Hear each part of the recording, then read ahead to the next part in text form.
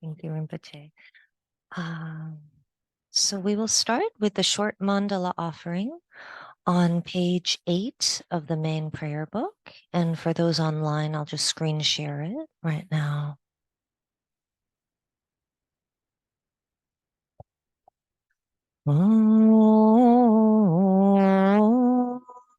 Sajin Bongi Dorje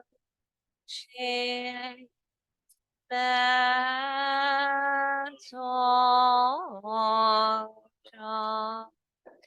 Li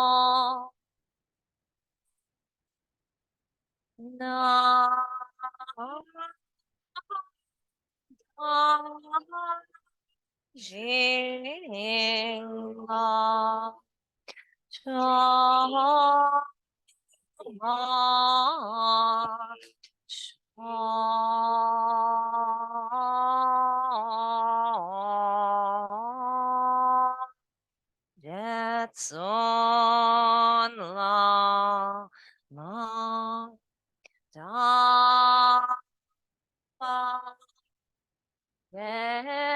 nam ki cho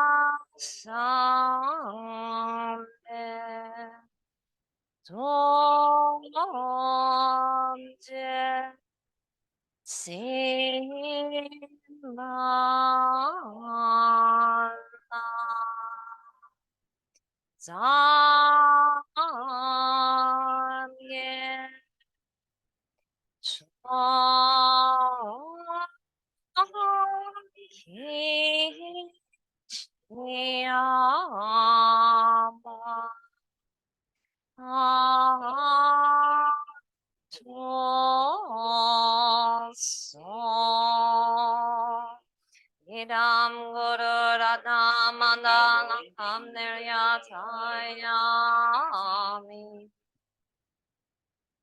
Ange Chodam Soki Chognam Lajang Chobadu Dakni Gyap Sochi Dagi Jonyangi Pesonam Gindrola Pancha Sange Jopajo Sangye Chodang Soki Chognam Lajang Chobadu Dakni Gyap Sochi Dagi Jonyangi Pesonamgi Drola Bencha Sange Jopashu. I take refuge until I'm enlightened in the Buddha, the Dharma, and the Supreme Assembly. By my merits of listening to the Dharma, may I become a Buddha to benefit transmigratory beings.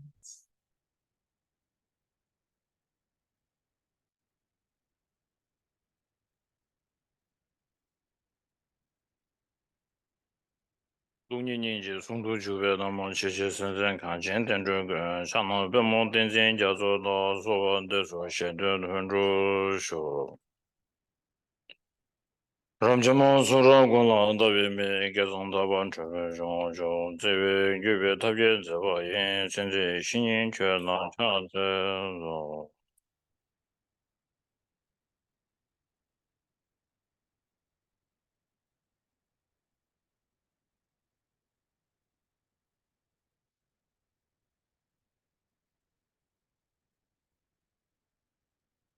Good morning, everybody, and good morning and good evening to the Zoom people.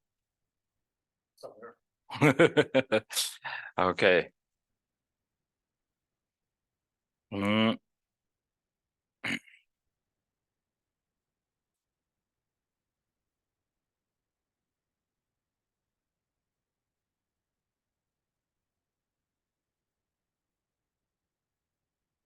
So I'm thinking to before 12:30, if we could finish roughly the text, and then we can have a little more question and answer at this next session, which starts at 2:30, and then after that I can do the transmission, so that I think it will be complete for today. Okay.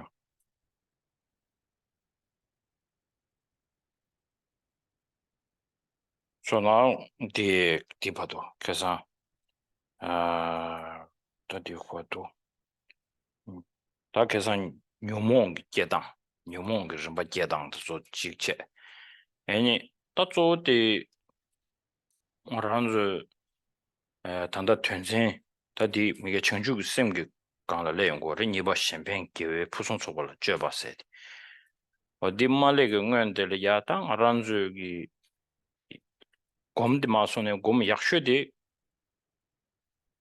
ranzu 다 레다 뇨모니 기 샤완젠스 남규 베트 시비 라고레 케체슈데 다 레기 샤완젠데 또지 지레 셰카고 요르데 이나이 뇨몽게 샤완제 임메디 셈나로도 따제 친도 데데비나 어디 람상라 트트야지다 오션 투야지 따베티 간조 제투야지 레가도 마손 제투야지를 셨어. We discussed about the how affliction, influences and controls our mind yesterday, and then before we really truly discuss about the bodhicitta, the generation of bodhicitta, and so on, when you think about what would be the most effective meditation method. And one thing that we should pay attention is we constantly talk about karma, the action, and the affliction, under the influences of the afflictions and the subsequent karmas. It brings us a lot of trouble. So when you investigate the causes, for such, really recognizing or identifying the karma or the action itself is slightly easier, but harder actually. Looking the connection between the cause and effect is harder. But then, if you really truly look at how affliction arises, how affliction is swaying and influencing the subsequent actions, they're easier to identify. So my teacher will always say normally how we practice this sort of thing, especially the renunciation. Most people will they do this way how it's taught in the text, saying whatever the suffering we are going through, it is somehow comes from this negative emotion, and then negative emotion comes from the root, which is the ignorance mind. So we time to time we say this, practice that, but sometimes it really is very helpful if you can say this suffering is the root of this suffering is not other than our rebirth. We need to have this kind of suffering because we are born in this. And then this is part of our life. This is how it goes. So it is a very strong teaching that it is not just my teacher says this is his kind of theory, but if you look at the Dalai Lama, Uttara Tantra, in there are like two different commentaries. So saying Dunging Gitsawa, the root of the suffering is rebirth. Nyomong Gitsawa, the negative emotions root is the grasping. So this is how it's taught. So my teacher is saying this is really helpful. Yeah.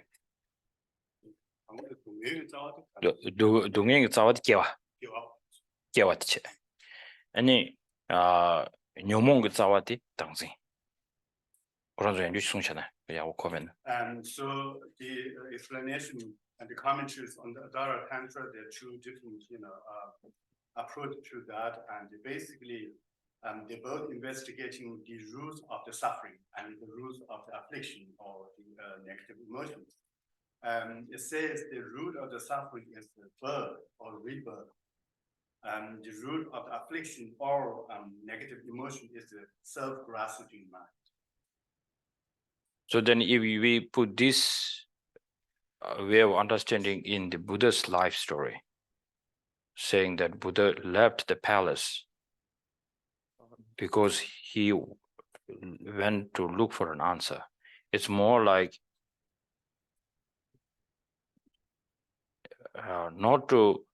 he felt like I can get rid from this grasping. It's more like Buddha's question is, why the people has to suffer a lot? Why there's so much suffering? Why there's so much suffering? And then somehow he has his own way of thinking, like this is because we taken rebirth in this samsara. That's more direct. Then he just went to look, is there any kind of a cessation or some kind of to cease this rebirth? It's more like I had enough now. I don't want to reborn in this. Even it's high class, low class, and whatever you say, I don't want any part of this. Because it sounds like more, I got fed up of this annoying the way of we are living. So it's more like this. Then somehow Buddha found the truth because he found the antidote, which is not other than the selflessness. And then he can feel like through this, we can get the cessation. And then after the cessation, many people who like the idea of Buddha, who wants know that the people does not want to reborn in samsara, they all look for the Buddha's advice. And that is the Theravada school, the Pali tradition. And then Buddha gives like another teaching saying, this is a way, but then also we can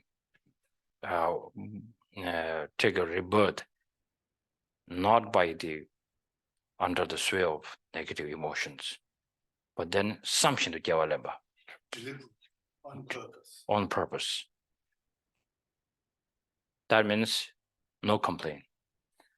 The sign of the taking rebirth in this world with the purposely, the sign should be like, time to time, maybe like His Holiness said, yeah, now I had difficult, it's difficult, but the sign of like He will be there every time, like His Holiness Dalai Lama. He will as I shared yesterday, this maybe Daniel missed that. So, like even he lost his voice. You were there when I said that? No, in Spiti, he came to give us teaching, and then he lost his voice. But then I said, like, now you cannot teach. Please take a good rest. And he said, no, many people are coming to see me, and then I cannot just stay in my house, just roam and relax. And then I say, okay, then maybe you stay on the throne and give like a transmission, Om Mani Padme Hum transmission, and we all recite maybe like several times together, and then you can go back to Rome. It's a good idea. So then after lunch, then he said, you have this text that printed out which I asked. I said, yes. And then he said, maybe let me give a try like this.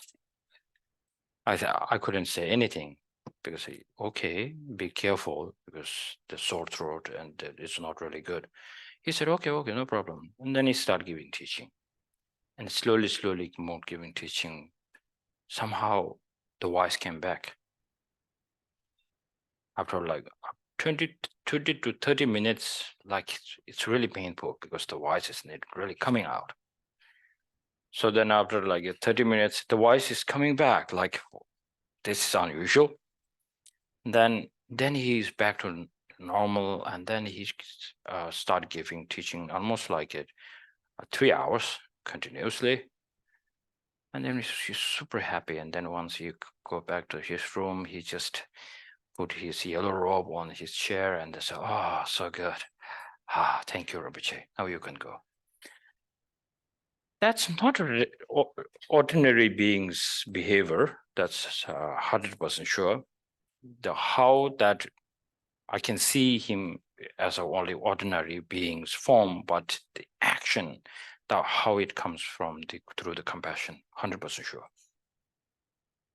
So this I think could be one of the greatest example that he is normally recognized as the emanation of charity, the compassion Buddha.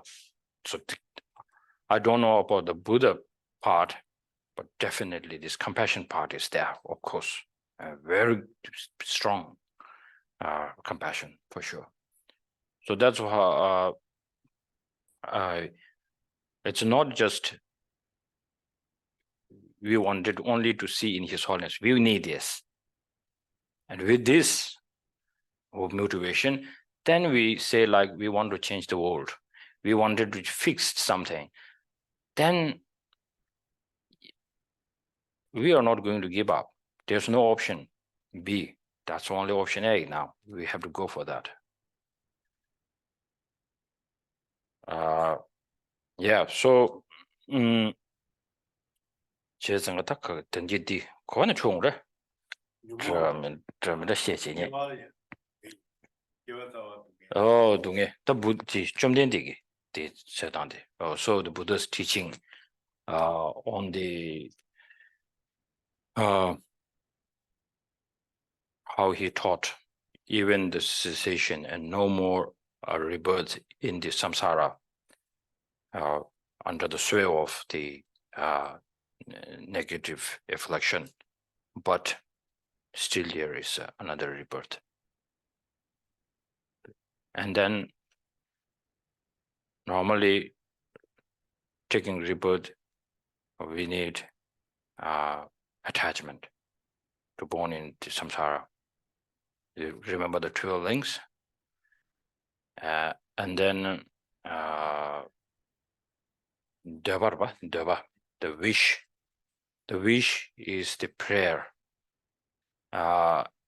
No attachment, because compassion works as the attachment. So then it's so pure.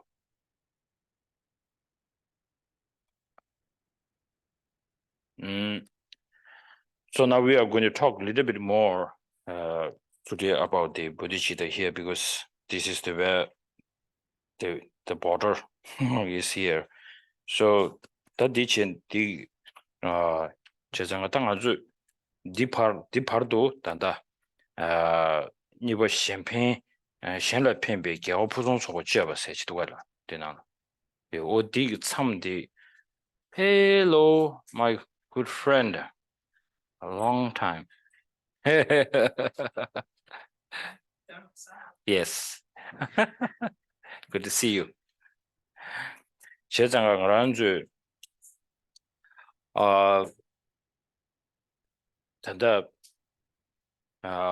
냠nen치니 망부질이야 안에 다지게 말하이네리 내가 잡아들 망부 요르바 제장가 인중당 인중이량 또지게 투약이 또是시침부 요르 인중당 인중스체 인지나로라야 남주 renonciation 스체 인중주르바 야 인중디 discuss 세치도알 맞아 어디 자당 명망보지 아니 최체의 삼로래야디 아니 모티브 좀 전도 체체 마데와다 아니 데바메베 좀 전도 체체 아니 직 직된리아 토치 마데와다 미수베로치 계체 강아 최체 인세 삼로직 용도 디 최대 딱딱하지 누구 있어 말해 더 가르치는 계산 쉐바나신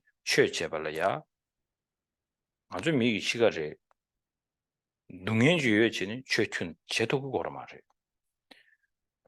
대화진 되지 최체의 그 미기 랑신리 세상가 저전된다 람존놈송이 나로래야 인생권도 타르바트니로 송구도 마도 인생권도 동해 되니로 동해 삼벨로세지 자원이네 송구면도가 지난데 인도선배 냐를 인중 가수 있게바티기 인중계획이 아니 줄로 바로 들어봐지 쇠고고 있어랬어.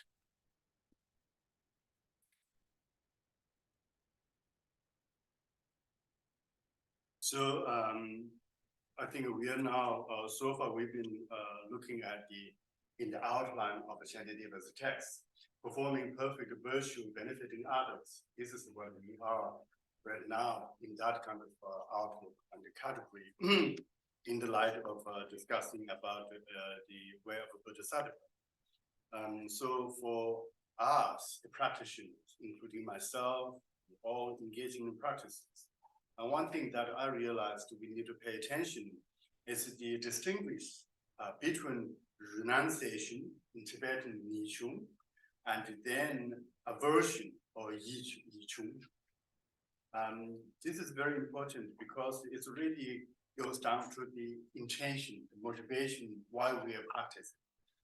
And in many situations, I observed that some, practitioners engage in the Dharma practice because they are, having some kind of revolt or disgusting the nature of the samsara. They, have some aversion, right? Something unpleasant experience in the samsara that they want to avoid, and for that purposes, they engage in the practices. Of course, any form of practice, any practitioner, it comes down to pursuing after happiness and try to really detach and free from suffering. So that's really important. But then when we, build a solid foundation for our practices, the concept and the practice of the renunciation is very important because it's become a very powerful propelling for future, actions. For that, I'm reminding ourselves and to myself in the three principal aspect of the path. Lama Tsongkhapa saying, when we have this yearning, desire for liberation from the samsara, day and night, and then this is what we call the perfect understanding of the renunciation. So our intention to practice Dharma is to free us from the samsara with intention to cease all the suffering that we are experiencing, but not because we have some problem in the samsara, not because saying I'm disgusted with this experience, I want to get rid of it. That shouldn't be so. the distinguishing between renunciation and what you call the aversion, Mhm. Should be clear. And in Tibetan, it's very clear.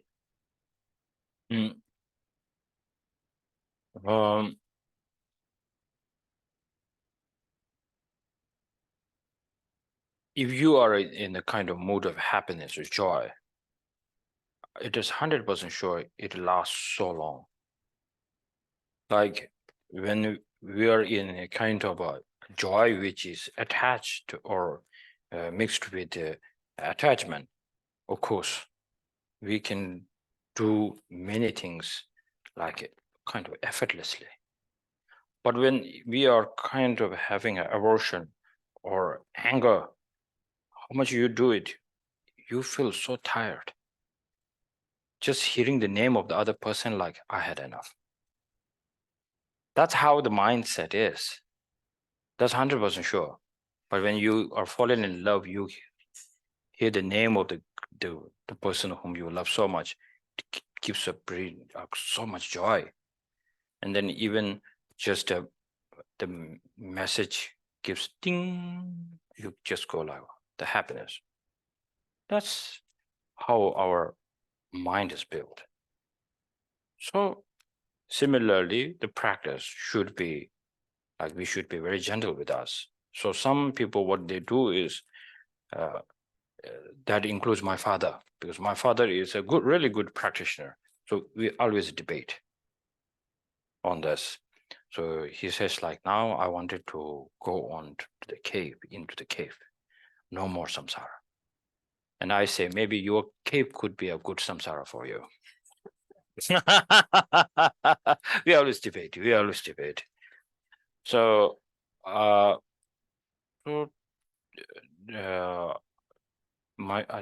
come to realize my furthest confusion or the practice is more like he had enough of everything, and he just wanted to have a kind of isolated life, so that they think like kind of he or the practitioners won't say, I want to escape from the situation. That's kind of the way. How long are you going to escape? But somehow it has to come as a reality in front of you, but sometimes in a different kind of form. That's what I'm saying. So for that reason, when we look for a liberation, we need to have a joy towards it, so much joy. And then the joy that it can bring a kind of a bliss or just so much kind of, even thinking the name of the liberation, then you feel like this is the only thing that I'm looking for. So how does that come to you? How can you make this kind of thing happen to you? It's only when you think, how did this negative emotion or the ignorance mind is really working deep inside you, time to time, then you will see this is how it is called deceiving. Because if the person is very cunning, he won't say I'm cunning. He will say, I'm a very good friend of yours. I say, I will be very helpful. I've been so kind to you. The same thing, this ignorance mind. And when the attachment comes, it's like you really need it. Without this, no happiness. Without the anchor, no protection. That's how we feel. This is why we are so holding towards it. So for that reason, why we are learning debate. That debate is not a debate with the others. Actually, this is debate with you to make a full decision.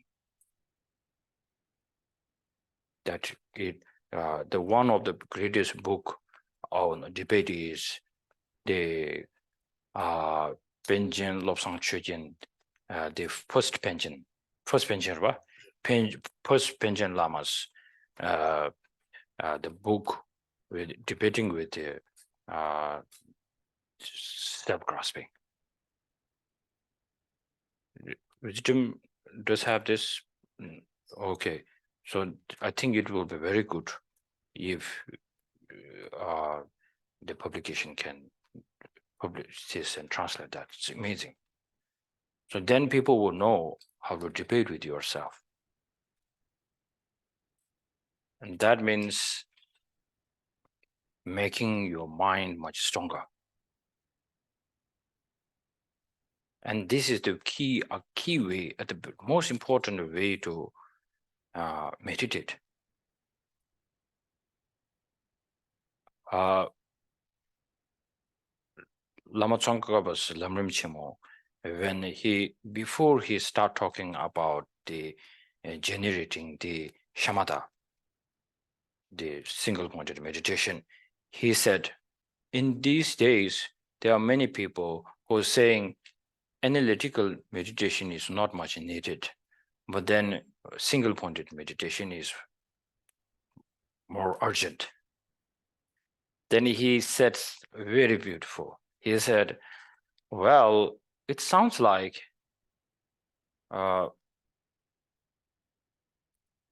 quite urgent, but be careful, because in the ordinary life, if somebody says you are expert on anger and bring the anger on now, you can do that. Even you are expert on anger.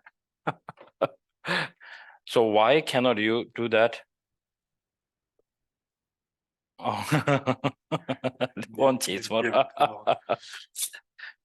Why you cannot do that? Because the information is lacking. Once the information and all the right timing comes together, here we go, anger is there.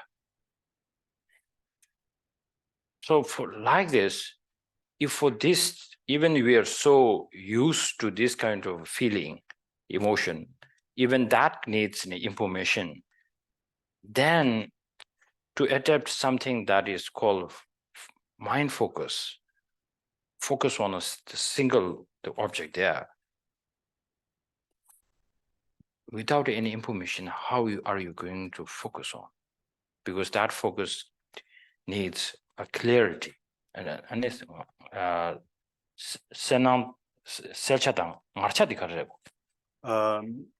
vigilant or clarity and vividness, sometimes. Vividness. For that, of course, we need information. That's how he said it. So that is something we need to keep in our mind. So for this reason, if you can debate very well with your own negative emotions, and then if you say sabhava shuddha savadhamma sabhava shuddha ham, no worries.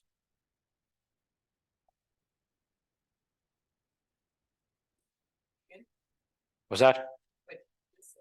I just said something amazing that.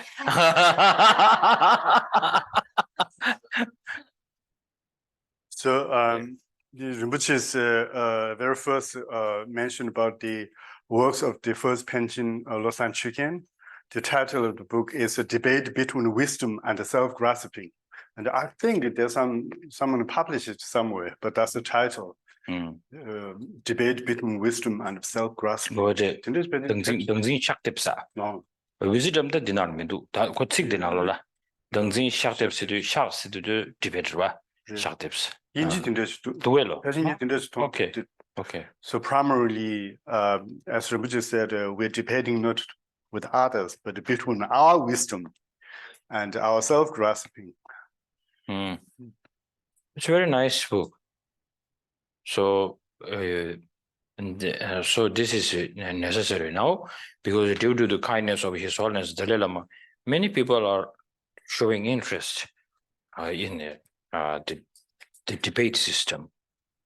Even they don't need to debate like in the down south monastery, they debate almost for like 20 years. You don't need to do like that, but we really need to understand why they are doing it.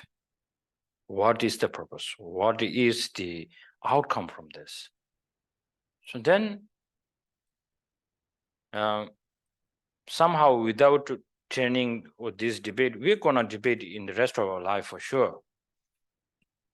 And sometimes mostly kind of a stupid debates, family debate, or everywhere there's a debate. So if you can train your mindself much stronger in this debate, that kind of healthy debate is surely needed.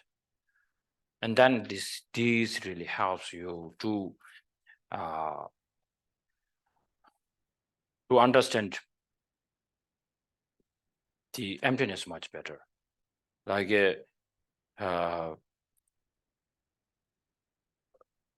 there is a big debate in the Clear Road, which has a very good kind of example in there. So then later in the Giluk system, that in the Giluk study, lots of debate system is very strong with there. And then, of course, it comes from Sajja tradition. And then later, in the Nyingma tradition, there is, but not that strong. But some monasteries, they carry this system. And then we do have this brother fight, just saying like, you don't meditate, you always debate. And we're saying you debate without any meditation, or so on.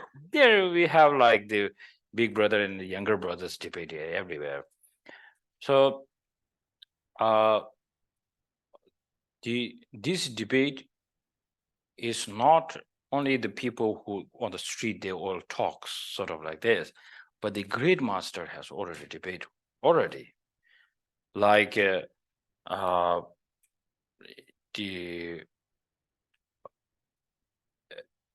some says that when free from the four elaboration.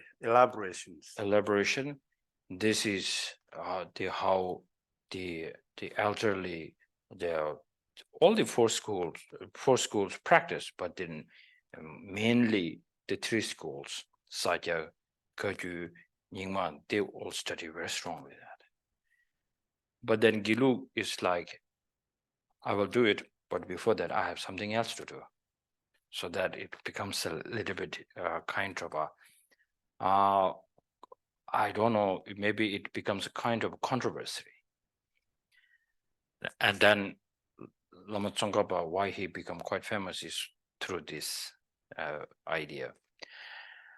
So, and the debate with the, then some Gelugpas say that way of this approach of the Tashi turtle, the four, free from the four elaborations, it's more like you are talking the same as the great Hashang once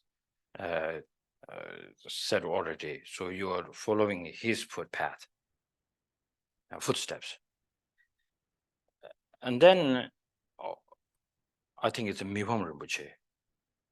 He answered that, saying, you need to be very super careful when you accused us being like the Hashang, the great Hashang. It's not like we are saying this, nothing is there. It's more like we are trying to say, first we researched, and then we research very well, and then we see everything. There's nothing to be to cling to label, and then we are saying there's nothing. It's more like the same. How Mipam Rinpoche got this example is the Chandrakirti used in his Clear Road, saying the there are two different things saying there's no thief in the house. One is way saying like without investigating there's a thief in the house or not, just saying like there's no thief. But there is one way of saying you just check A to Z, first floor to the basement, then you research, and then right after that, there's a relief sequence, relief. And then staying on this kind of relief is that what we are saying. So you don't accuse something that we don't say something what we're saying. So that's really great debate. Yeah. So it is very necessary in the Nyingma tradition. It clears out that investigation is needed. So that is my strongest point. In order to have a good understanding of the free of four elaborations, also needed a little bit of investigation to debate with yourself is needed. That is the one of the big evidence of what the Mipham Rinpoche and the Nyingma lineage masters said it. Sine? Supporting observations, can you mention?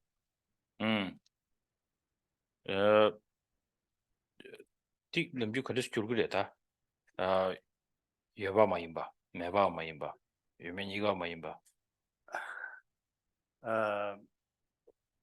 First one is the Yuba Maimba is it's a not exist. Where the So- not exist. How do you Then non non-existence? yeah, it's first one is not exist. Yuba Maimba. 여바 마임바, 여바 마임바, 메바 마임바. It's a non non exist.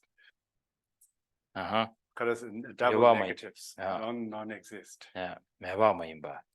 다 여바도 메바 니가 마임바. It's a non both, exist, not exist. You should let's check the. Yeah.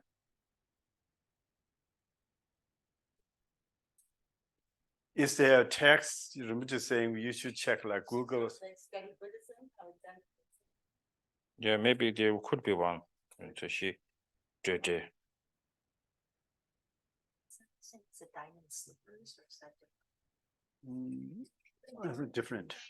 This is basically in the debating, establishing the absence of the four elaborations. So Yuba Maimba, it's a not exist, it's not a non-exist, it's not both, it's not the other. Could Like be a that. script. Could be this, but I don't know if it carries all the meaning very strongly. It's in one of the Nagarjuna's prayer book. But let's get to the meaning now, so that will be more clear. So if once we find there is no truly existence by its own, all the phenomena, like these glasses, okay. And then, but Giluba will say, it doesn't mean there's no glasses. It will say, there is no, the true existence of the glasses. Inherently, there's no, that emptiness is existence of the emptiness. So it's not to prove there's no glasses. But then the great scholars from the other, we say, the best ultimate going mind is not other than the ocean-like, no, space-like meditation. As the space-like meditation hasn't found anything, that means there's no, on the level of this, the space-like meditation, there's no glasses at all. And then we say like, then what all these things function, and then what about this dependent origination and so on? And then he's saying, well, that is a kind of a language. It's more like a in order then we use this. That doesn't mean it exists there. So whatever we see, it's more through our mistaken mind. Through the mistaken mind, we see all the phenomena. Without the unmistaken mind, which is the ocean-like meditation, on that there's nothing. There's nothing to see. Even it is difficult to say that that mind of not knowing, not seeing the emptiness, seeing the emptiness, can see the emptiness. That's hard to claim. So then through this way of understanding, they say Yevamayin. So that means things does not exist. Like we say form is empty. They go just directly. Form is empty. Like not like Lama Tsongkhapa will add a little bit more on that. So for this Lama Tsongkhapa is trying to be super careful, because when even for the Buddhist practitioners, and then especially in New York in this busy you wanted to prove something, there's things does not exist at all, it's too much to deal with. It's too much to deal with. And especially people have a great visions. I wanted to work for all the sentient beings, and I wanted to become Buddha. Then you're saying like the Buddha is just seeing from our mistaken viewpoint, that's it. That gives the person not a great motivation somehow. It just somehow it brings more kind of fear and more anxiety or so on that which the Dharma shouldn't bring this sort of thing. But this is way of not without the good guidance, this could come up. So the Lama Tsongkhapa was saying, I agree with the other schools, but the agreeing with them is when the time of the space-like meditation is there. This is at that point of meditation, that part of way of saying, I completely agree. But before that, what we are skipping are great things. The experience is at the time of accumulation, and then part of preparation. On this level, how you see emptiness is not the way the space-like meditation.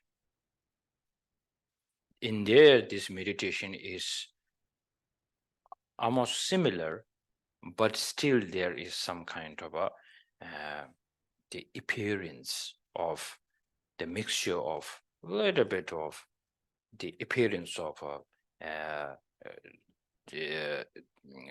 what do we call it? Truly existence there, but no grasping. But the appearance a little bit there. So this way of approach is called the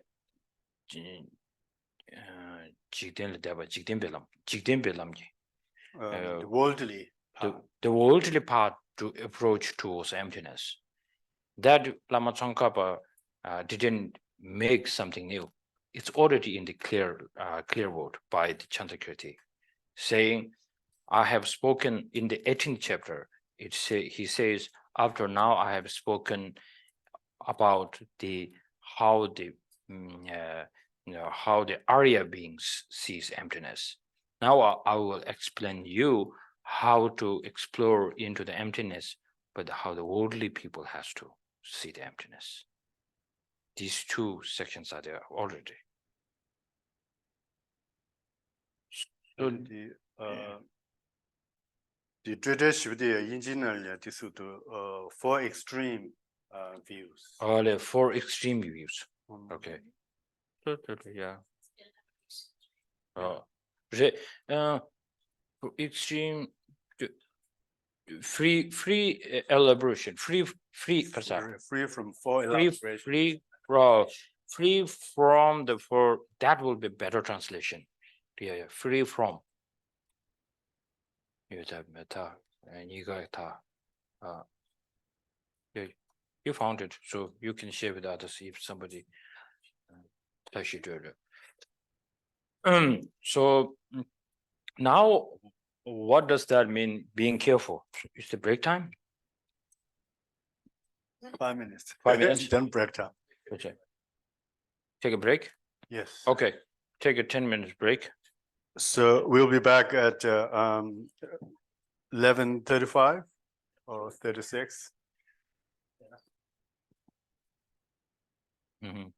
It's like when the taste goes deeply inside to the realization, and then it's more like I need to tell everyone in the New York that pizza is so delicious. Let's go eat together. I think that's the motivation. Right now, what we just say, like, sounds good, popular, we should go. It's not like we have eaten it, tasted, and you just want to say it's so good. You just have to go. That's His Holiness.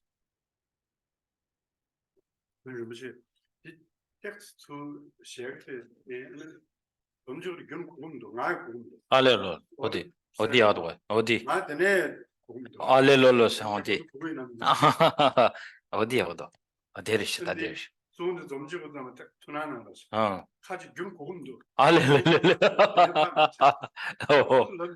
어디리 가베 okay Lolos. So let's start.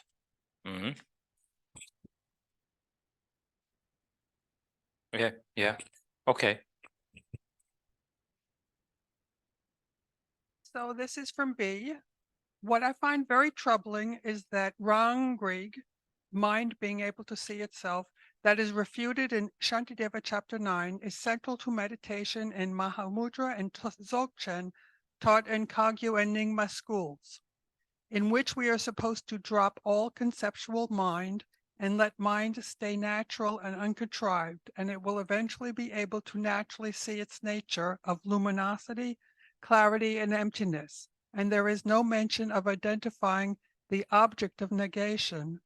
Is it possible that our mind can naturally see itself and its own emptiness without having first identified this emptiness conceptually? That question is more like a transmission for me.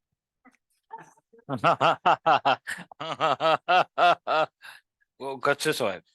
가르쳐도. 예, 당 아주 진주가 리우 구변하려 미게디 동분이 토마 삼의 담배 거리야.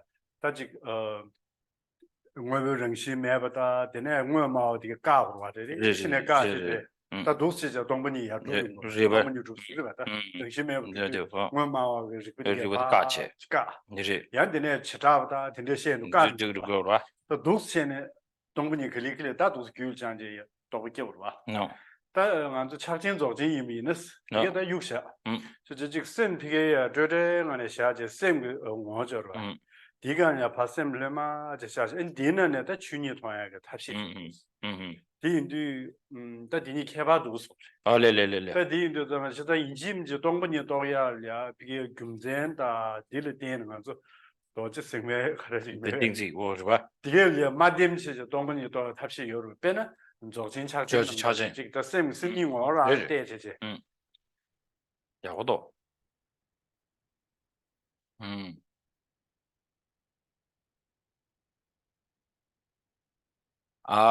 to answer this question, one great Nyingma master, Dotruk Tembe Nyingma, he clearly said, we have so many techniques, and then treasures. Treasure Treasure. treasure. Dharma. Or concealed yeah. treasure. Certain texts, and then so on, like which it comes from the passing through the lineage of your guru to specially instructions to teacher to student.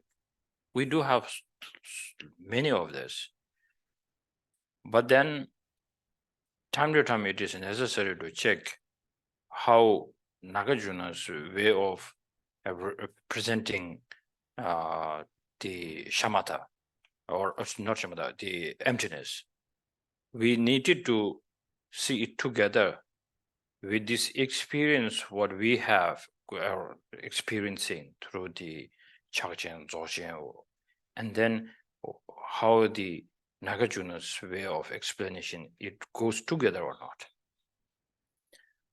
Some people think Nagarjuna's way is difficult, and then they just completely don't look towards it, and then try to go with a very special lineage. Then he said, this special lineage is meant for the special people. And you wanted something special by nature. You, when you hear this special, you wanted good, but you didn't earn it. So you tried, but definitely you will just go with all the tradition or some like different kind of feelings, and the emotions will come out, but don't get confused. That is just giving you more kind of contributing more ignorance towards the Dharma. Keep this in your mind. Dodujin, the Doduk Tembenima's text, it's very clearly said like this. So similarly, the Chagchen and Dzogchen, all these lineage are a very special lineage. For that reason, we have to find whether you have this karmic connection or not. Now these days, people just wanted to listen many different teachings and wanted to become everything at the same time. And sometimes it's known as non-sectarian. And sometimes it's more like mix everything up and then not getting anything out from there. Shouldn't do this kind of practice.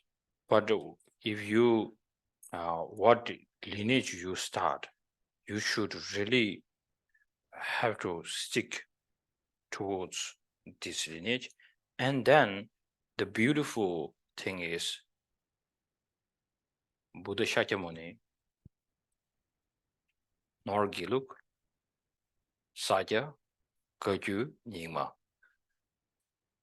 And then, let's say, Lama Tsongkhapa, maybe he doesn't have a motivation of setting a Giluk.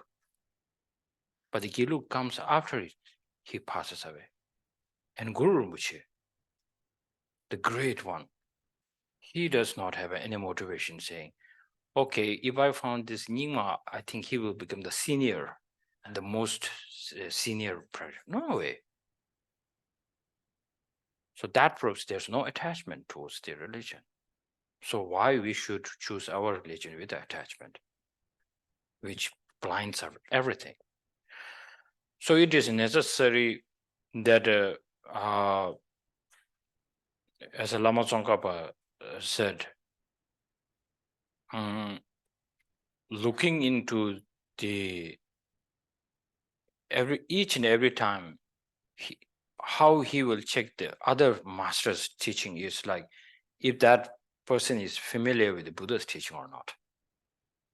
That's how Lama Tsongkhapa's techniques are. So then he always go like why he followed the footsteps of the Chandakirti. Yes, his favorite one. And then he says very clearly saying, through Chandakirti, I get to understand the essence teachings of Nagarjuna, whom that Nagarjuna is so fond of Buddha Shakyamuni's teaching.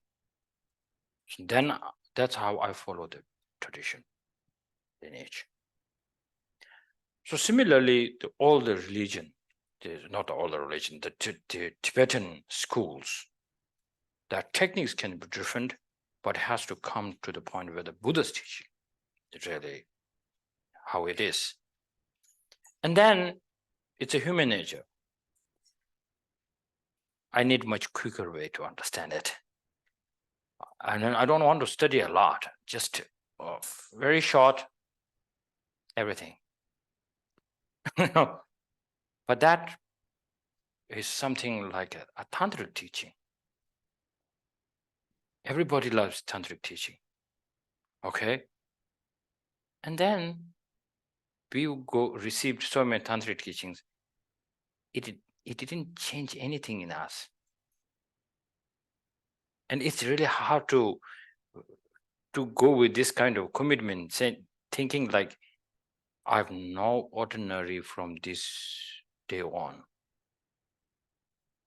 You feel ordinary during the time of the teaching already. If somebody like I don't know, the person who sits next to you says something a little bit bad to you, ordinary is already there. You feel so ordinary already. These feelings will come out already. So it's hard to practice this, one of the greatest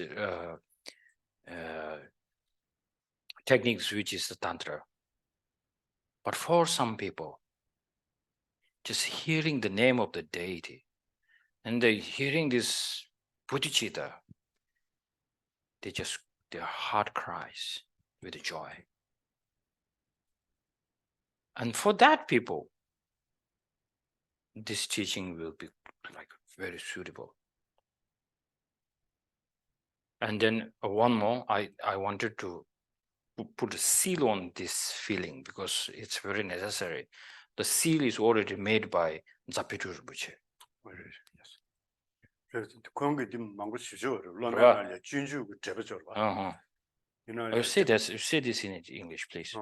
Another great Nyingma teacher, Patu Rinpoche, and he really dedicated a huge chunk of his life on teaching Shantideva's text, where, you know, I remember two major commentaries in which really focusing on the developing these wisdoms, really countering in ignorance and so on. So he really put a priority on reasoning our mind as way of really to countering the afflictions.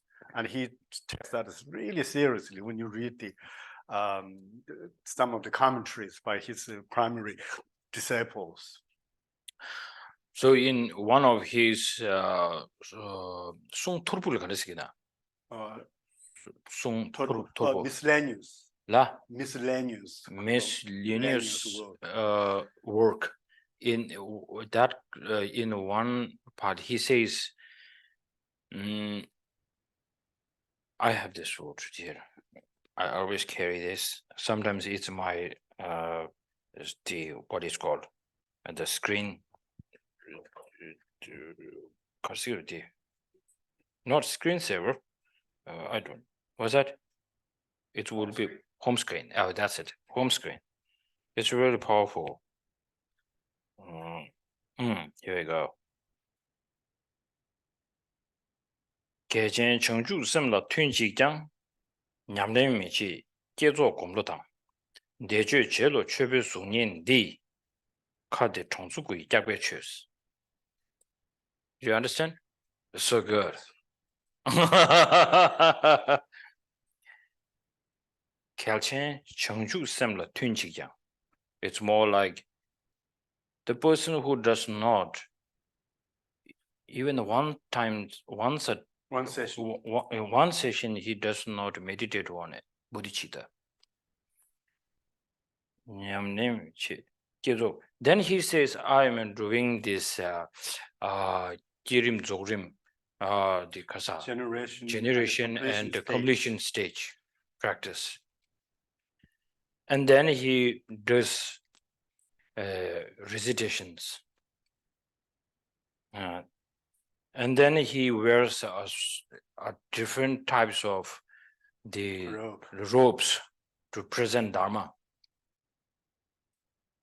I say to him directly, he says this language, bullshit.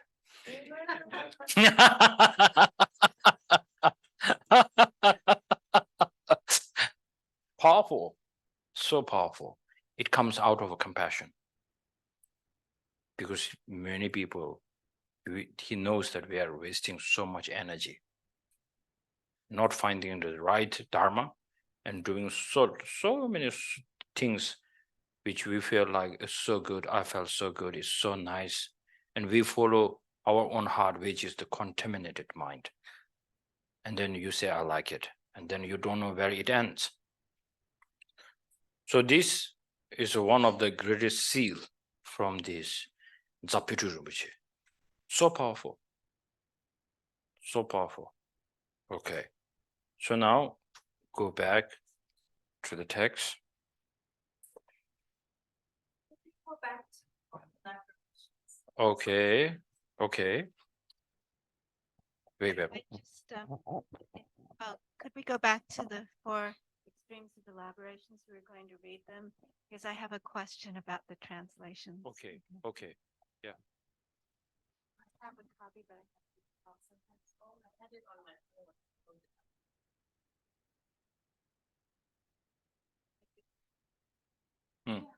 Okay.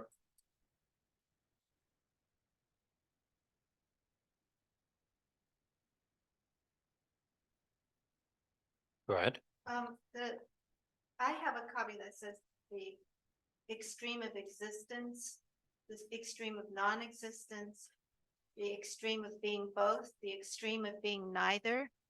And I also have another summary saying things exist, things do not exist, things both exist and do not exist, things neither exist nor do not exist.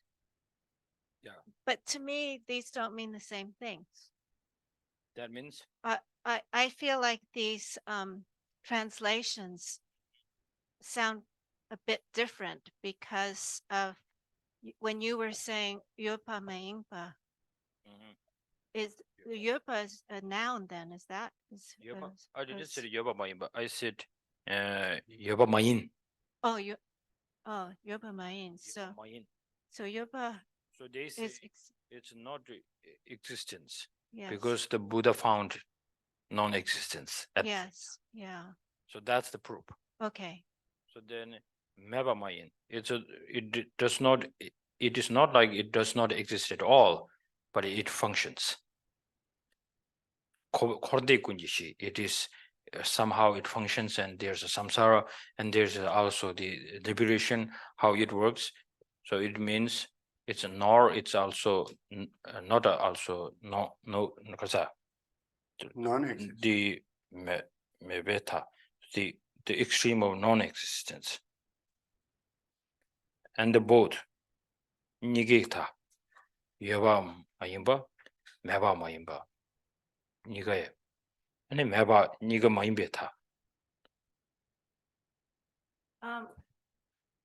I think it's because I've been taking that Madhyamaka class with Jimpa, and it seems like the language is so specific. The language is so specific because nouns tend to make things exist, and verbs are the motion to that. So I was just, I understood your explanation there when you just translated it from that, because I felt like by saying things exist, things do not exist, is not the same as the extreme of existence, the extreme of non-existence. 타티르와. extremes 저봐. 네네네. 연규대전을 타디 우미도 신신아야. 네네네. Not exist, not non-exist, not others, 네. not neither 봐. 그 디나 카지 기산 타스 교류인데 타티. 인지 탈럽도 extremes 데. Too extreme. I don't know because my English is terrible, so I cannot believe my English. So the English experts, and then also like Jimbala. Amazing. Yes. So and sometimes my friend Alex Brazin is the translation is quite good, because I cannot say super good because maybe we are very good friend. So if I say super good, then maybe his ego might go up. No, just kidding. So because his English is very, very good, and then he knows also his way of understanding of the text in the Tibetan, what it really means. Then he knows that in English, the background of this, whatever it says, like the blessing, he always say, I need to be super careful in front of him to use the terminology. One time I was saying of the blessing of the Buddha and so on, and then he was just giving me a look like this, and I just, what did I say something wrong? And then after the class, he said, you shouldn't say blessing, because the blessing means like you don't need to do anything and something will just come into you. This is how the blessing works in the Western mind. So it should be more inspiration. So he will use this word. And then emptiness and the voidness and so on. He has so many other options. So, it's the translation, people needs to sit together, and then they have to come with a good definition. This is how we, in the debate system, we do that. Yes. So like emptiness definition, like from Chitta Mantra to Prasangika, they use emptiness, middle way, but the definition is totally different there. So then, if the person is learned one, then he knows what kind of emptiness Chitta Mantra is talking about. Even they have the same terminology. So that's more important. Okay. Yeah. Thank you. Okay. Okay. You have a question? No. Okay. So we go.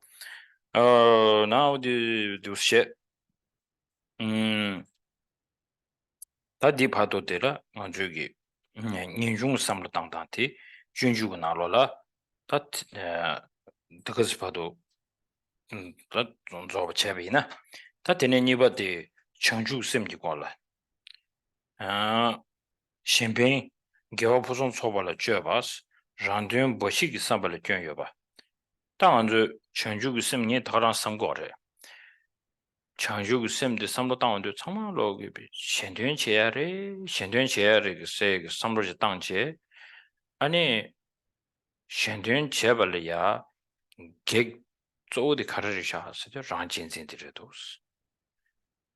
다 랑진진디 맵에 쇠게 탑시엘라 아니 가르치고도 슬라네 아니 신의 진바 땅바다 수림송바다 쇠바공바다 다가란 제래 내가 다가란 제래 네 제베이나 아니 랑신기 신된 제바 될 때니 먼저 캡상 철고 걸봐 아니 캡상 가르가르 용도 세디 먼저 트와디 알아서 렌잡 투어주 땡땡 쇠고 그랬어 성부도스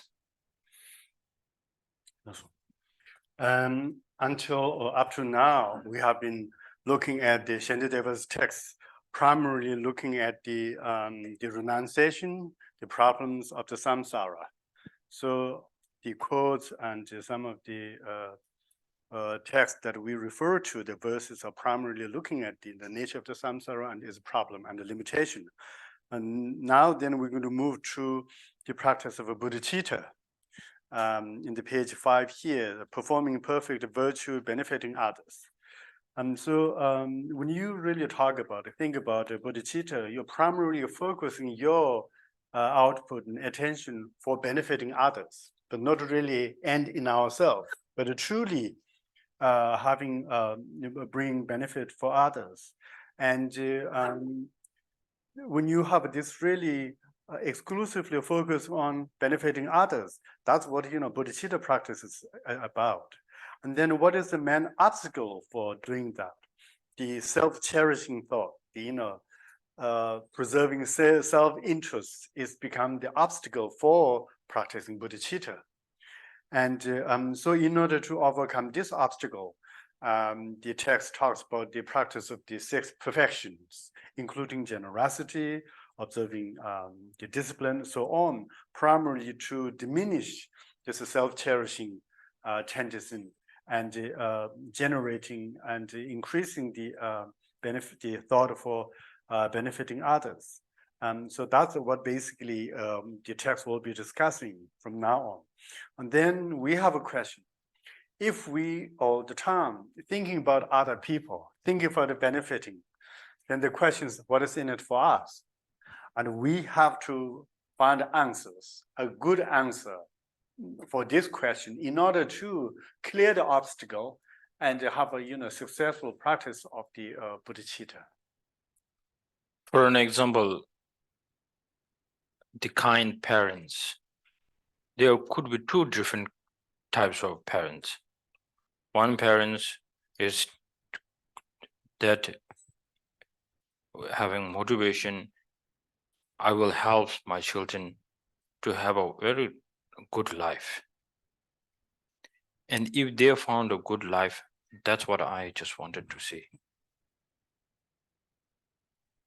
And then there would be another parent saying, like, if that the children, if I can bring with so much love and knowledge and educate them well, so in future they will have a very good job. Then also they will take care of me. So if something goes as a plan, that's really great. But it's difficult. So it is much relief. Whatever you put effort to bring these children in, on the best kind of that you put effort, and then whatever you can give them, and then they turn out so well, and so they are so happy, and they found their path, and then there's like a rejoice. Each and every time when you see their success, you feel like, I'm so happy because I can contribute something to them. So now they are on their feet. I'm so happy. But not like the attachment, like they are so ungrateful. I was the one who made their life so good, and they don't even come to see me hi or that's so much burden. So Bodhisattva's motivation, yes, like does everything without having the expectation. And then it's so great that even no expectation, he does this, it gives him the one of the greatest joy. But we fail with the expectation, and then somehow if it is working as what you plan, then you feel more joy. But Bodhisattva, it's different. So the expectation might be the problem because it's clinging. It clings. But also, it sounds very funny because if somebody finds out your dirty secret, that you are doing it because for your own good. So then it kind of spoils your the great the mind. So I think the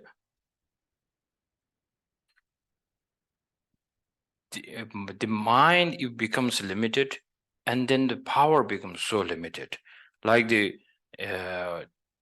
great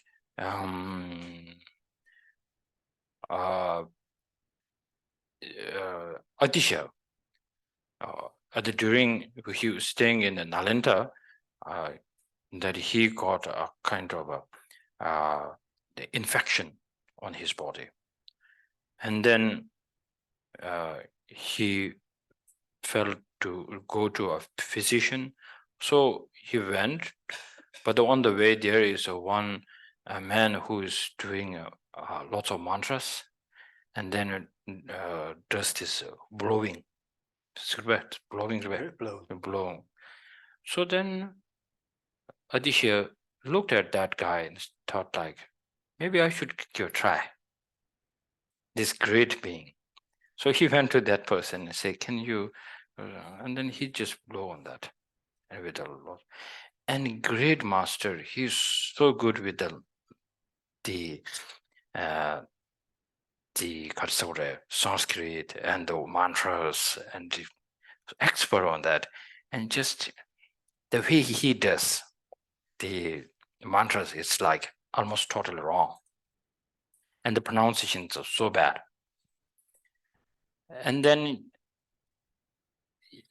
Aditya came back after a week. Ultimately, infection kind of dries out somewhere. And then Aditya laughed and said to his audience, saying, during the teaching, he said, well, it is not important to have the words and the pronunciation should be the exact same as in how we pronounce or the correct way. But most important is if you have a mind that is so powerful that you can willing to wish to help others. This is not other than the bodhicitta and the compassion. So this fellow that whom blew on my infection, his knowledge about mantra and so on is very limited. But due to his compassion, this dries out. So this is how the mindset is so powerful. So this teaching, and then I think this is why the Tibetans, when they chant mantras like Benza Sato, like it's actually the Vajra, and then they just come up with Benza. So then there was a big debate whether that's beneficial or not. But the Adisha already given the answers similar to that. And there are some others. So that means I wanted to say the mind wishing to help sentient beings and doing each and every time, not only it somehow has the hidden power that can bring so much benefit to others, but it should really feel so much peaceful inside you. Because when I did in Israel Dream Tale by the Nagarjuna, but there's a debate whether this is by the Nagarjuna or not. But I don't care, because the text itself is so profound, so good. So right after we finished this text, I just felt like I have this kind of stupid, but it's so good. I feel like I can go out there and hug all the beings whom I can meet today. I can hug everybody. I just feel this kind of joy. It's needed. It's needed. So So the Bodhisattvas are so clever. Wherever we go, there will be somebody in front of us, all the sentient beings. So you set a mind that you feel so ready and to give and to fulfill their dreams. It doesn't matter if it works now or not, but deep inside you are so connected with that person. That's really amazing. But what is the mind which brings obstacle to connect to this is the mind which is very limited. Goes back like, I had enough, I can do it, because now it's more important to focus on myself. And that is also recognized as self-cherishing. For whom? For the Bodhisattvas. That's so self-cherishing. For, I think, for the solitary realizers and the other great beings, it's not a problem. Whether it's a self-cherishing or it is not considered as something bad. It is okay. But for Bodhisattva, no way. Because Bodhisattva says, in here, there it is, saying, this is an imprint of what? Of the self-grasping. So now then we need to be super careful, because the imprint of self-grasping could be not that good. So that we need to be keep in our mind. So then, when do you want to get rid of this kind of self-cherishing? Is something that whenever you feel I'm so limited, wish I can do something more, wish I can be 24/7 for the sentient beings. So when this mind comes, then automatically you will wish to generate one of the greatest compassion, which is in the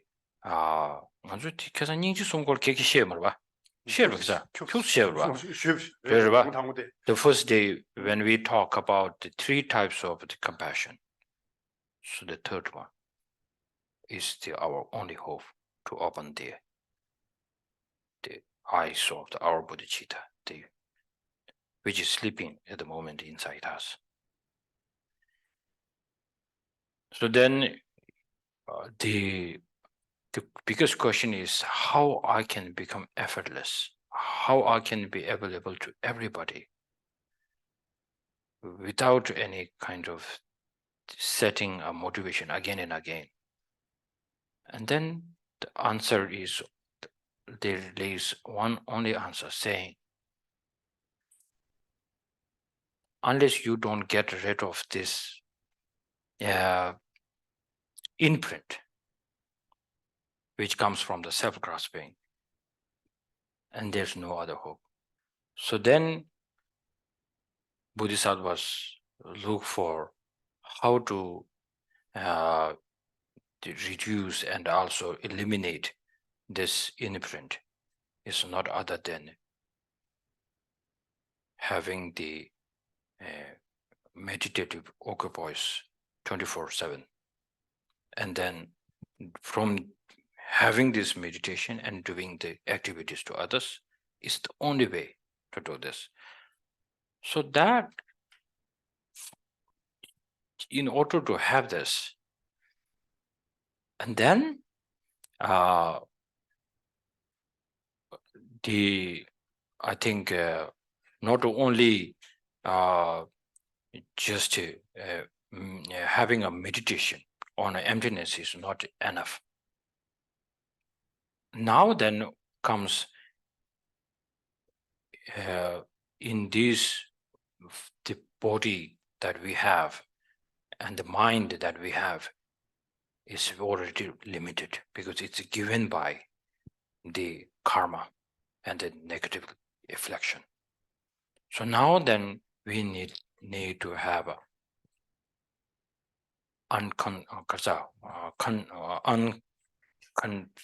uncontrived and then something pure,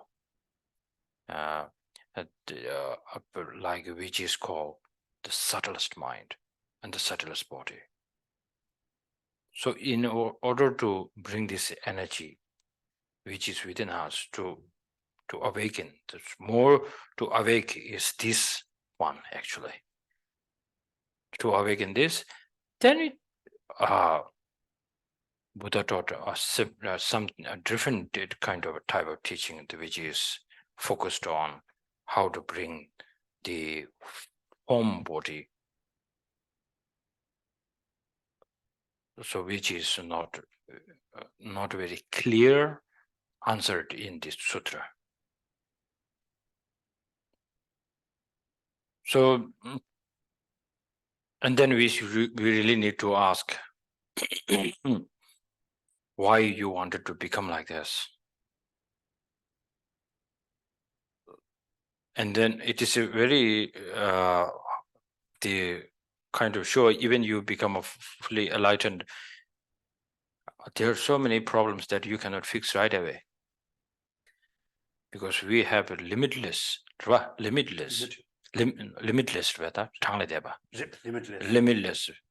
Buddhas and Bodhisattvas. But but then they couldn't stop Mr. Putin and Mr. Kim from this meeting. And then Libya flood. Can't. So, and then, but one amazing thing is we should set a mind to help each and every sentient beings for sure. And then we really need to know we cannot be like in the Avengers movie. There's what, Thanos, or I don't know. What's that? Thanos, the powerful one. He snaps and he can everything disappear, or he can do so many things. So we cannot become like that. But the good thing is this. You really need, know once you become Buddha. This is only the teaching that will help this person. And then only through this teaching, I can give him the fully enlightenment. And then Buddha knows how to be, for how long he needs to be in patience. That's beautiful. So then, I think in order to have this kind of thing, we need to earn this. So this will only come out once you can get rid of this imprint of shitty. So this is also known as, this imprint is also known as the occurration to the knowledge. Occurration to the knowledge. That knowledge is not other than this will be the 100% suitable for you. And this, even this is so good, but it is not suitable for you. That only the Buddha knows. So this is powerful. In order to have this kind of thing, then it's not to become a Buddha to fix everybody's problem like this. Then Otherwise, there will be lots of questions. Like what happened that to that, and there's like a limitless, then why people has to suffer so much and so on. So the real answer in order to become a Buddha is, if I wanted to benefit this sentient being, that's the particular being, I wanted to know which is the right teaching to give, what is the right way to say. Yes, go ahead.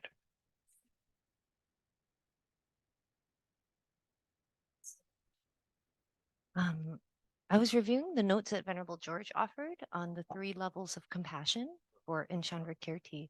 So I think the first one is, compassion for mere sentient beings. The second is, I think he said sentient beings who are impermanent and lack a self-sufficient, substantially existent self.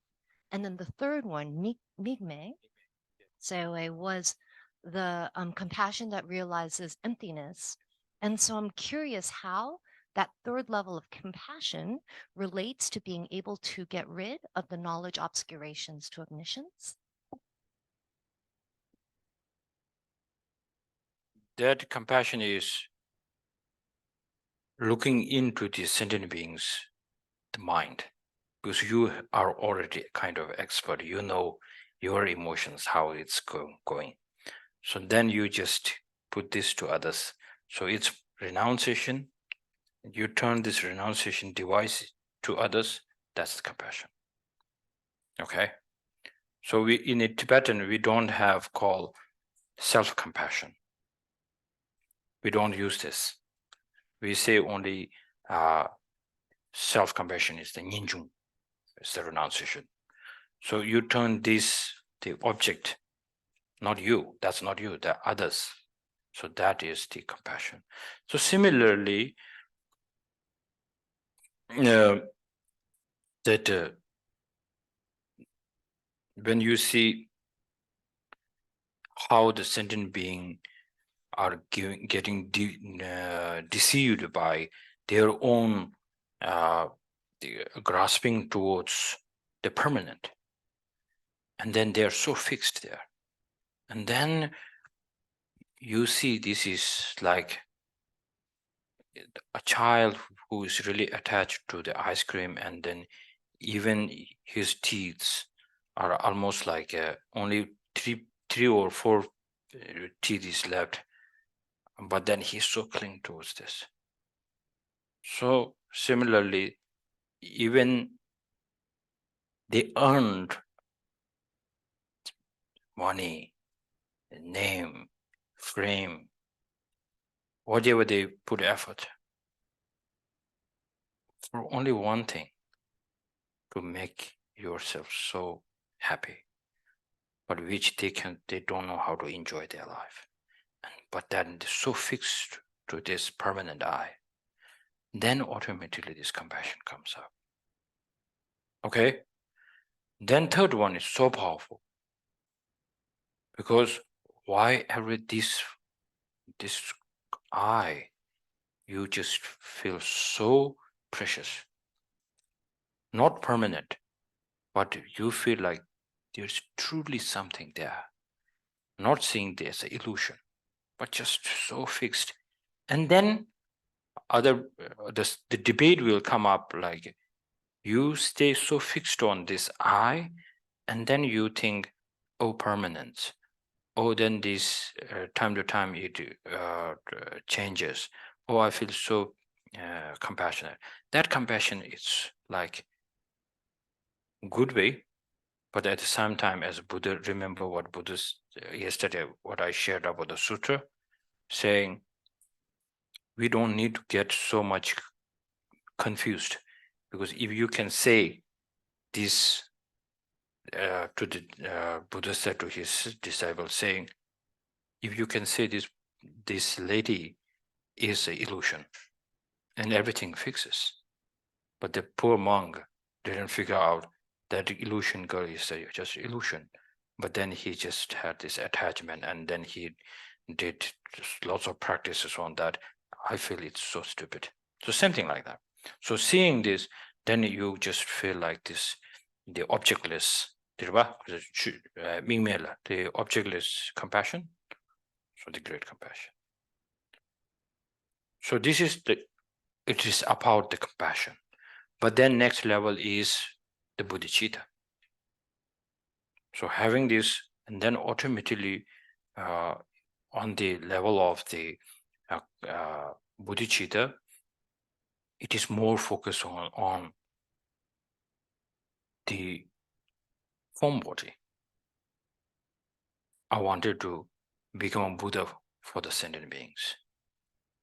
And the compassion is always a motivation to push him. The bodhicitta is the goal. So in the bodhicitta, we talk about the two aspects. So one is your own interest, your own interest, self-interest, and then the interest of others, cherishing others. And then the goal to achieve is for yourself, Dharmakaya. And then for others, it's a Rupakaya. But then it is not two separate things. It's one, because it's so beautiful. Because the Bodhisattva never felt when he became Bodhisattva, he came to realize and never kind of felt doing benefiting others is only for others and not for me. He always felt whatever I'm doing for others, that's for my purpose. Oh. So then it becomes like more inseparable. It's more like a kind mother never complains about that she had a difficult time changing diapers for the children. It's for like, of course I need to do it. Who else will do it? Of course. It's more like I'm doing this for my own good also.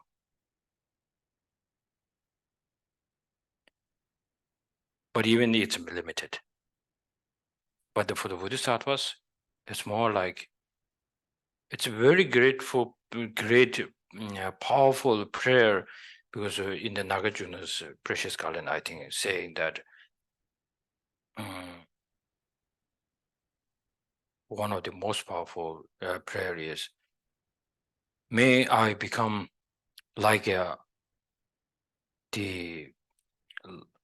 wild forest, that if somebody comes and cuts me down, I don't have a feeling like I'm cutting down.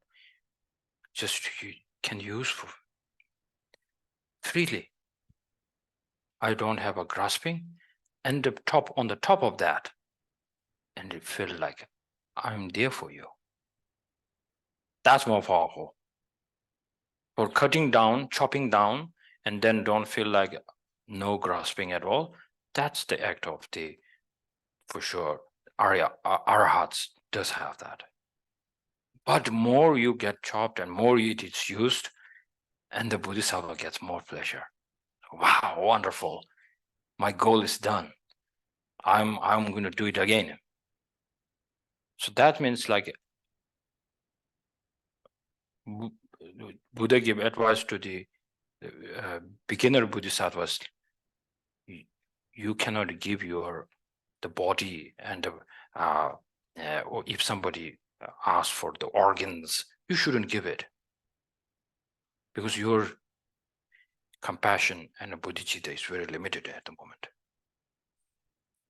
And then at the Arya Bodhisattvas, Buddha said, give it, do it. And then they said, cutting and chopping, it's on the entering to the middle way, first chapter, where it talks about generosity of the Bodhisattvas. Just not the cutting your finger. It's gross, but in its Bodhisattva's way of thing is what about pleasure. So just cutting by inch with the bones, just cutting like it makes a sound. When he felt like benefit of there gives more joy, more, becomes more powerful. It's a little bit extreme for us. For the Bodhisattva, it's not. It's we say like peacock. I need to ask you guys because you people are educated. So in the Tibetan, we're saying if we die, if we the peacock eats poison, then it gives shine to his feathers and she become more elegant, or I think he becomes more elegant. But we try to do that, it's goodbye forever. So do you believe the example exists, or is it just somebody made it up? We should do a little research on that.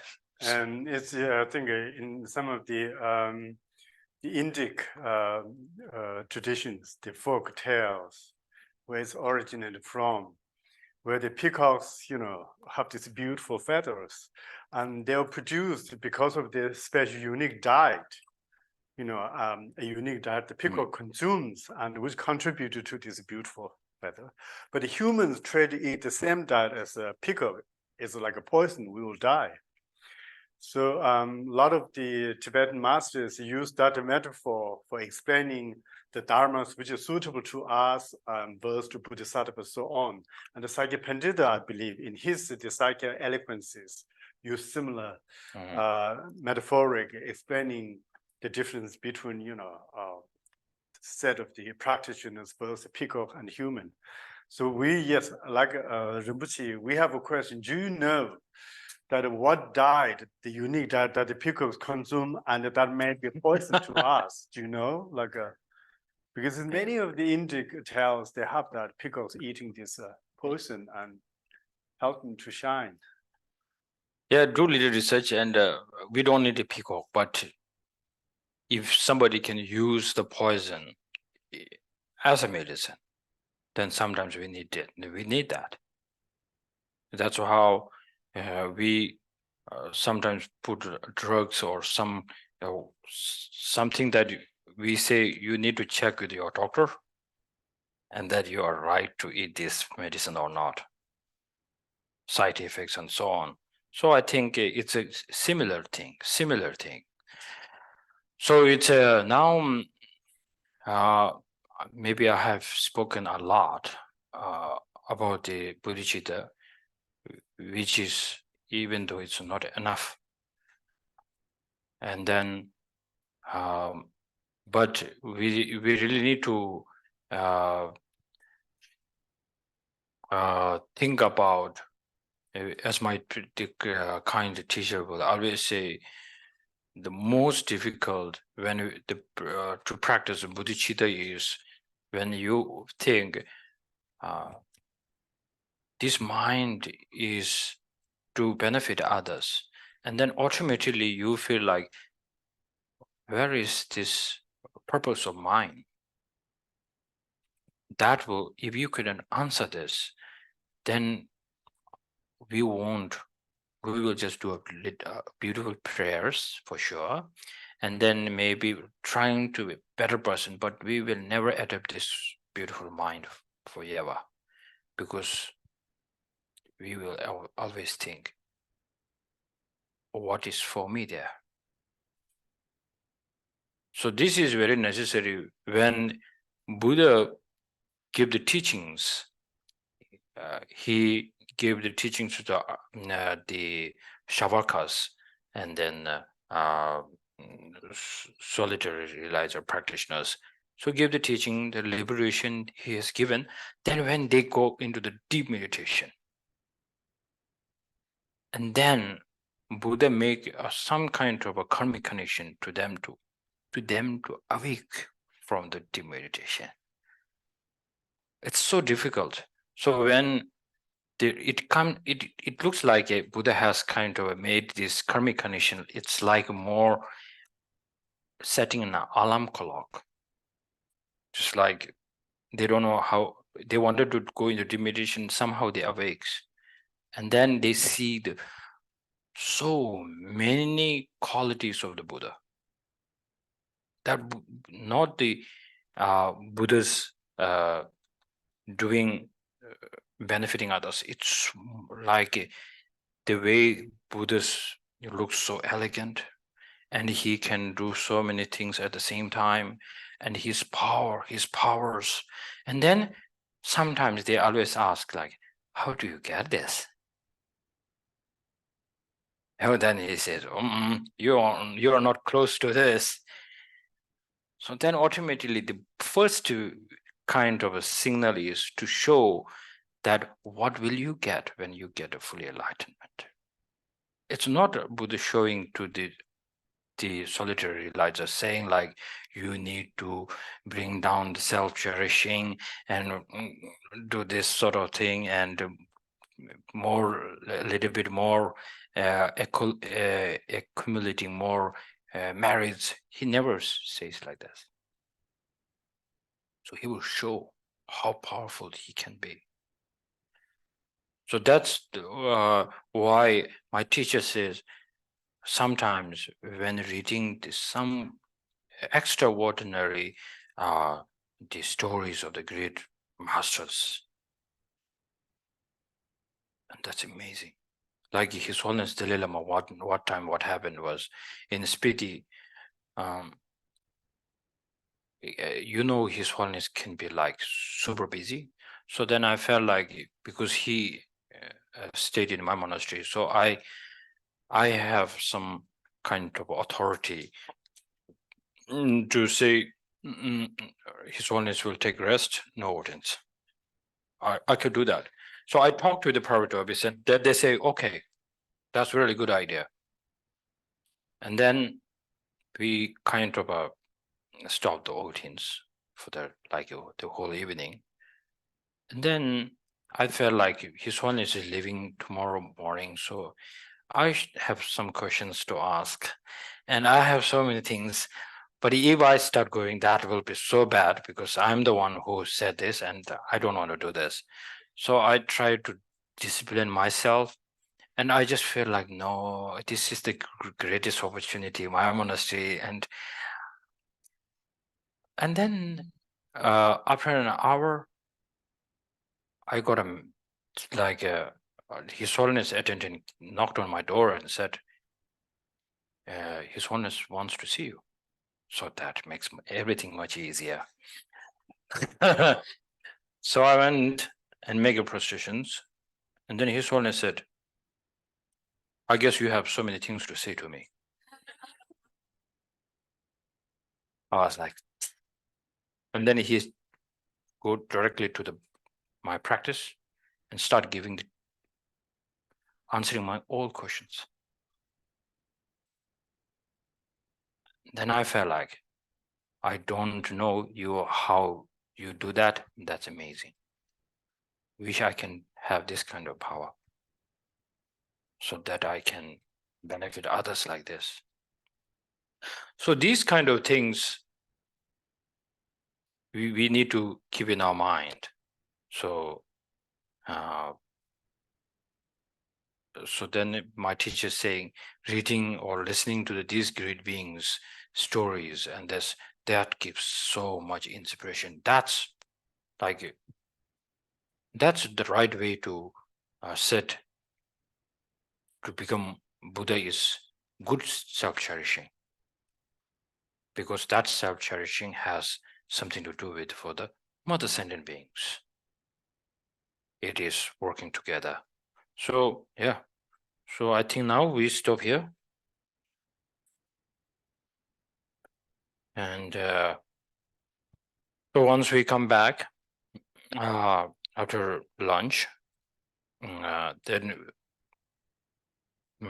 it's 2 hours, isn't it? 2 hours.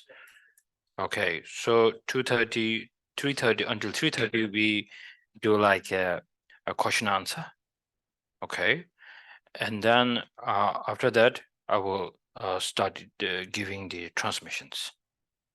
So then I think it might finish in 30-40 minutes. And then we might have some closing talks, or I need to say lots of thank yous for everybody. Shirab Liuna Law. No. Oh, okay, sure. Really. So, yes, Gerela saying, because we haven't finished the whole thing here, but maybe it will be good once we start the next session. So maybe talk a little bit on something on the 9th chapter, some points from here. So then it will be nice to end this text. So yeah, thank you. Should do that. That's like even one verse. Mm-hmm. And then- Sure. That's all. Oh, okay.